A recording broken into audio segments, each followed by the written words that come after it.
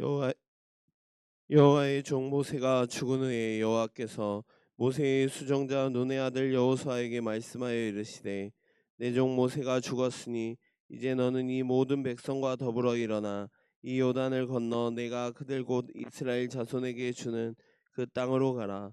내가 모세에게 말한 바와 같이 너희 발바닥으로 밟는 곳은 모두 내가 너희에게 주었노니 곧 광야와 이 에베온에서부터 큰 강 곧 유브라데 강까지 해촉 속에 온 땅과 또 해지는 쪽 태에까지 너희의 영토가 되리라. 내 평생에 너를 능히 대적할 자가 없으리니 내가 모세와 함께 있었던 것 같이 너와 함께 있을 것임이니라. 내가 너를 떠나지 아니하며 버리지 아니하리니 강하고 담대하라. 너는 내가 그들을 내 조상에게 맹세하여 그들에게 주리라 한 땅을 이 백성에게 차지하게 하리라. 이상은 하나님의 말씀입니다. 아멘. 아, 오늘과 내일 새벽에 이제 여호수아서에 있는 말씀을 함께 나누려고 합니다. 모세가 죽은 그 시점은 성경에 정확하게 기록되어 있지 않습니다. 하지만 이 유대인들의 이 전승에 따르면 어, 이 모세는 출애굽한 이후로 약 40년, 12달이 지난 그 시기쯤에 이 모세가 죽었을 것이다라고 이렇게 전해지고 있습니다. 그 근거가 되는 건 이 출애굽한 지 40년 5개월이 되었던 그 해에 이 아론이 죽었다는 것을 이제 역사에서 찾아볼 수 있고요. 그 이후에 약 한 시간이 한 6개월 정도 지난 후에 이 모세가 마지막으로 이제 이 신명기서를 이스라엘 백성들에게 선포했다라고 하는 겁니다. 근데 이 신명기를 통해 백성들에게 마지막 이 고별 설교를 한 이후에 이 모세가 죽었다라고 성경에서 말하고 있기 때문에 아마 이제 그것을 근거로 이 모세가 그때 이제 죽고 이제 모세에 대한 어떤 모세가 가지고 있던 하나님이 부여하셨던 그 권위가 이제 여호수아라고 하는 사람에게 이제 전해지게 되었다라고 할 수 있죠. 모세라고 하는 정말 위대한 지도자, 그리고 모세와 함께 사역했던 이 아론이 이스라엘 회중에서 이제 죽었다라고 하는 것, 이 사실만으로 이스라엘 백성들은 얼마나 불안하고 두려웠을까. 왜냐하면 이 모세를 통해서 하나님은 이스라엘 백성들에게 얼마나 큰 일을 행하셨는지를 이스라엘 백성들을, 그리고 또 이제 이 출애굽한 2세대들은 들어서 알고 있었을 겁니다. 그들이 출애굽할 당시에 하나님께서 이 애굽에 내리셨던 이 수많은 재앙들, 그리고 그들 앞에 놓여 있는 이 홍해를 가르신 사건과 더불어서 광야에서 40년 동안 살아가면서 하나님이 이 모세를 통하여 이스라엘 백성들을 얼마나 사랑하시고 국률이 여기셨는가를 우리는 너무나도 잘 알고 있습니다. 이러한 지도자가 사라지고 난 이후에 백성들은 어떻게 하지? 우리의 삶이 어떻게 될지 이제 갈피를 잡지 못하고 있는 상황 속에서 이제 하나님은 이스라엘의 새로운 지도자로 이 여호수아를 선택하시고 그에게 찾아오셔서 이제 그를 권면하고 또 위로하시고, 또 여호와 하나님께서 이 모세의 죽음 이후에도 이제 변함없이 내가 이스라엘 백성들과 함께 하시겠다라고 하는 이 약속을 이제 지도자인 이 여호수아에게 주시는 장면이 이제 여호수아서 이 첫 장에 등장합니다. 오늘 1절을 한번 같이 보겠습니다. 1절을 같이 함께 읽겠습니다. 여호와의 종 모세가 죽은 후에 여호와께서 모세의 수종자 눈의 아들 여호수아에게 말씀하여 이르시되 네, 오늘 본문에 보면 이 수종자라고 하는 이 단어가 등장합니다. 이 수종자라는 단어는 이제 섬기는 자, 종 이런 의미로 이제 주로 사용되는데 이 여호수아서를 기록한 이 여호수아는 자신을 모세의 수종자, 종이었다라고 표현하고 있어요. 하지만 이 수종자라는 단어가 동일하게 민수기 3장 3절에도 등장하고 반복됩니다. 사실 이 민수기에서는 이제 모세가 한 이야기죠. 모세가 사용했던 이 수종자라는 단어에서는 그때는 어떻게 해석이 되었느냐? 나의 권한을 위임받은 자라고 이렇게 말하고 있어요. 자, 이것이 무슨 의미입니까? 이 여호수아는 자신을 모세의 종으로, 자신을 완전히 낮추는 겸손한 모습을 보여주고 있다는 겁니다. 다른 곳에서는 이 권한을 위임받은 자, 이제 주권자라고 하는 의미를 가지고 있지만 여호수아 자신은 정작 자신의 입으로 백성들 앞에서 야, 나는 이제 모세의 뒤를 이은 사람이야라고 떠들지 않는 사람. 자신의 위치와 자신의 권위를 자랑하는 그런 교만을 떠는 행동을 하지 않고 있다라는 것을 볼 수 있습니다. 모세도 마찬가지였죠. 모세도 하나님 앞에서는 철저하게 자신을 종으로 여기는 그런 모습. 사실 지도자라고 하는 것은 바로 이런 겸손함, 교만이 아닌 겸손함으로 이 백성들을 이끌어 나가야 한다는 것. 하나님은 그런 여호수아를 들어 사용하신다라고 하는 겁니다. 우리는 어떤 경우 현재의 모습보다 더 성장하고 변화되었을 때 자신의 옛 모습은 기억하지 못하는 그런 때가 있습니다. 우리 옛말에도 그런 말이 있죠. 개구리가 올챙이 쪽 생각을 못한다라고 하는 말이, 이런 속담이 있듯이 부족했던 자신의 과거는 잊은 채 지금 자신의 위치만을 자랑할 수 있다는 거예요. 하지만 하나님이 들어 사용하시는 사람들은 그런 사람들 하나님은 사용하시지 않는다는 겁니다. 그런 의미에서 오늘 여호수아는 하나님 보시기에 참 마음에 드는 사람이다라고 할 수 있죠. 잠언에 나오는 지혜자는 교만은 패망의 선봉이다라고 말했던 것처럼 하나님의 부르심을 받은 저와 여러분은 오늘의 이 여호수아처럼 자신을 겸손하게 낮추고 하나님의 말씀에 귀를 기울일 자세를 가진 그런 사람들이 되시기를 간절히 축원합니다. 여호수아서의 이 시작을 보면 모세가 죽고 여호수아가 등장하는 것으로 시작되죠.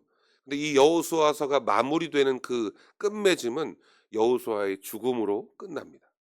그러니까 죽음으로부터 시작해서 죽음으로 연결되는 그런 시작과 끝의 구조를 가지고 있습니다. 근데 이것이 왜 중요하냐?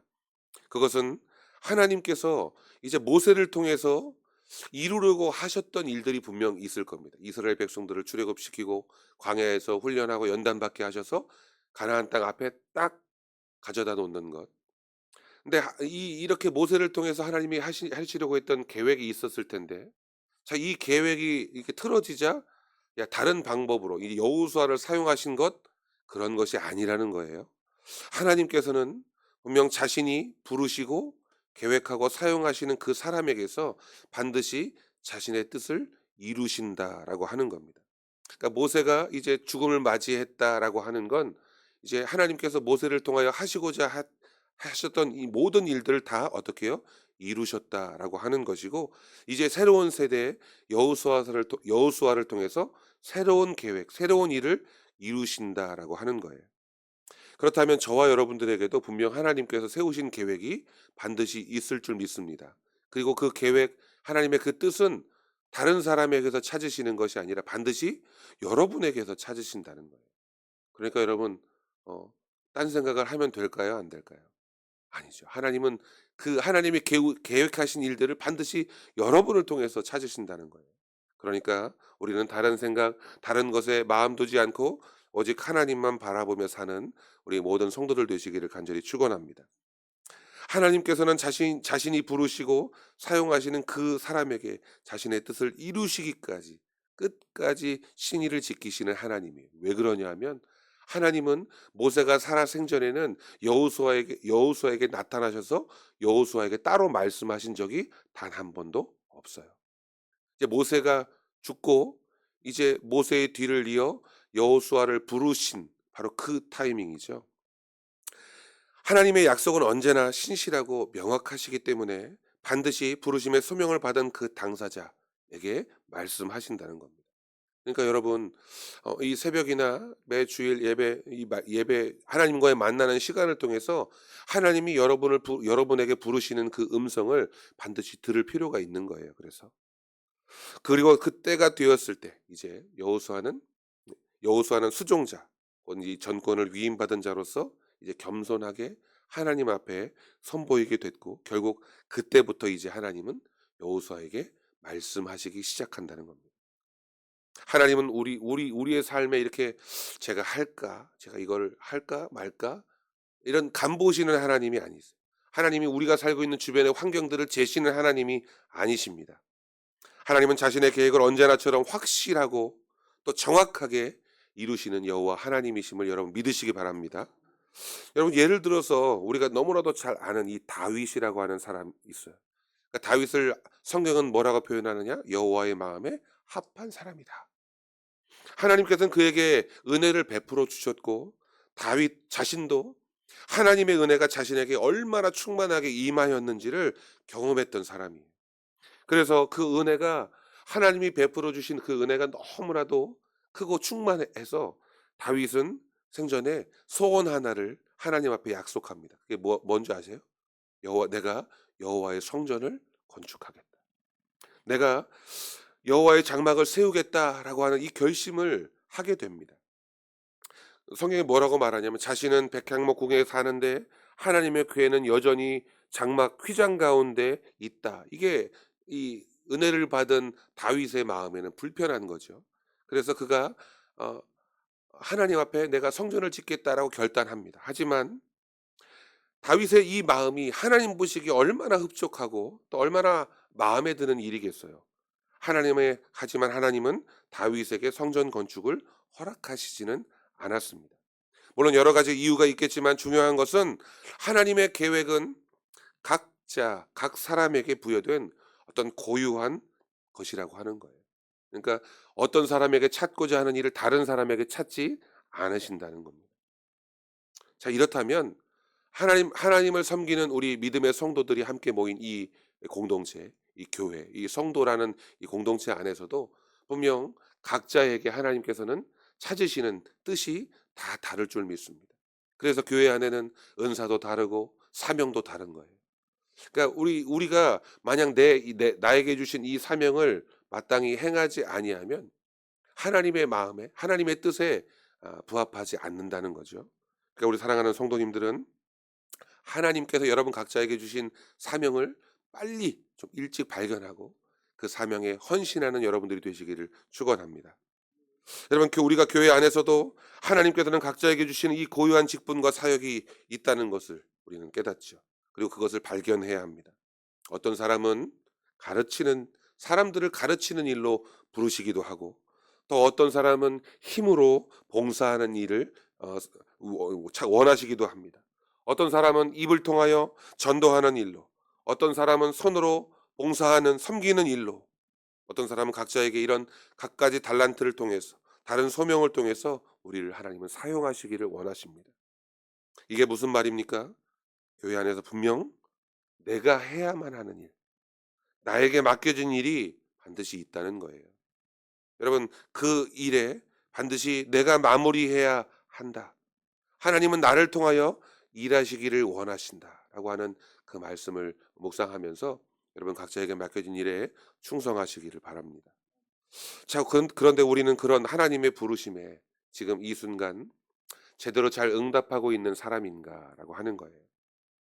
하나님은 우리에게 어떤 응답을 도대체 원하고 계실까? 어떤 반응을 하나님 원하고 계실까라고 하는 겁니다.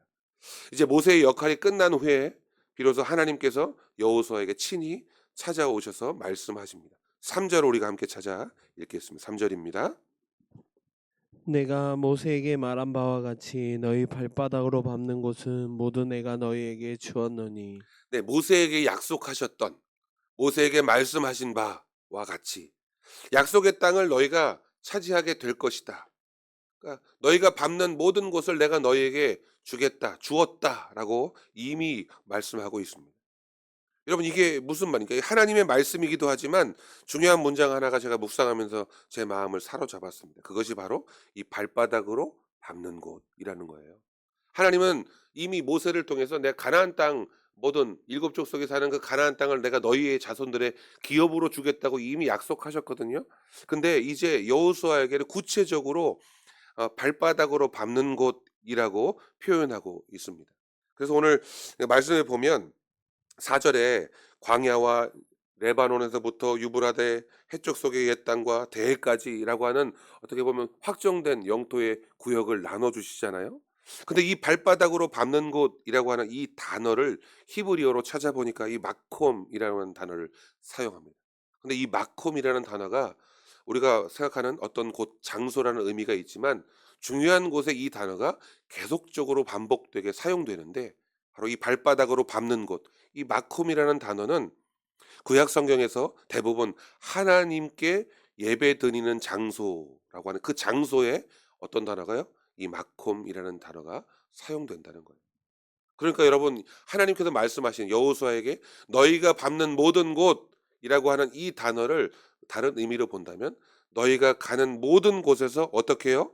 하나님을 예배해야 한다라고 하는 말입니다. 오늘 이 우리가 읽었던 1장부터 1절부터 6절까지는 이 여호수아에게 내가 너와 함께 하겠다라고 하는 어떤 약속이기도 하지만, 다른 뒤집어 보면 하나님께서 너희가 어떻게 살아야 한다라고 하는 명령과도 같은 의미를 가지고 있다는 겁니다. 하나님께서 주시는 땅에 들어가면 너희가 가장 먼저 해야 할 것이 무엇이다? 여러분, 뭐라고 말씀하시는 거예요? 하나님을 예배하는 것이다. 바로 예배 드리는 일이며, 우리가 일상생활에서 해야 할 그 일이 바로 하나님과 함께하는 그 장소, 바로 예배, 바로 그 예배를 통해서 하나님이 기뻐하신다라고 하는 겁니다. 그래서 그 땅의 범위를 남쪽으로는 네게부 광야에서부터 시작해서 북쪽에 저 레바논 산맥에 이르는, 그것을 넘어서 이 유브라데 강에 이르는 영역, 동쪽으로는 요당 동편부터 시작해서 서쪽의 지중해에 이르는 이 광활한 지역을 하나님께서 약속하십니다. 사실 하나님이 약속하신 이 땅을 이스라엘 백성들이 다 차지하지 못해요. 뭐 여러 이유가 있겠죠. 뭐 불순종한 것도 있고, 아니 하나님이 명령하신 대로 그 가나안 땅에 있는 족속들을 다 쫓아내지 못한 것도 있고, 여러 가지가 있겠지만, 저는 생각하기를 그 이스라엘 백성들이 이 오늘 여호수아에게 약속한 것처럼 너희들이 밟는 그 모든 땅에서 하나님을 예배하라라고 했던 그 명령을 지키지 못했기 때문이라는 겁니다. 여러분, 아직 그 땅이 취하지도 않고 빼앗지도 못했지만, 하나님께서 이미 그 광활한 모든 땅을 통해서 하나님을 예배하는 그런 모습을 하나님은 꿈꾸고 계시다는 거예요.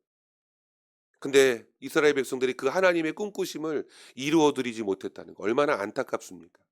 하지만 오늘 믿음의 길을 살아가는 저와 여러분들은 하나님의 그러한 간절한 꿈과 소망을 이루어 드릴 수 있는 기회가 아직 저희가 남아 있습니다. 우리의 생명이 지금 붙어 있으니까요. 그러니까 우리의 생명이 붙어 있는 이 순간, 우리의 삶의 모든 부분에서 하나님을 예배하는 그런 놀라운 일들을 이루어내시는 우리 사랑하는 성도들 되시기를 바랍니다.